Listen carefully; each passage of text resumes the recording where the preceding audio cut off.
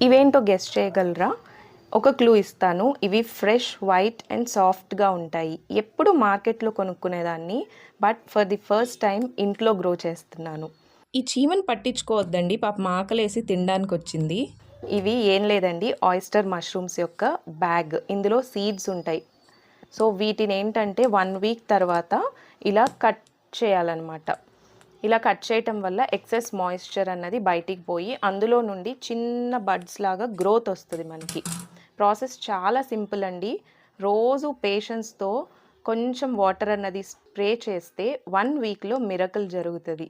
చాలా టేస్టీగా ఉంటాయండి ఈ ఆయిస్టర్ మష్రూమ్స్. అండ్ వీటిలో ఎక్కువగా fibre, protein, antioxidants, vitamins and ఇమ్యూనిటీని బూస్ట్ చేస్తుంది. కొలెస్ట్రాల్ని కూడా కంట్రోల్ చేస్తుంది అనమాట. Super fresh, organic and pesticide free.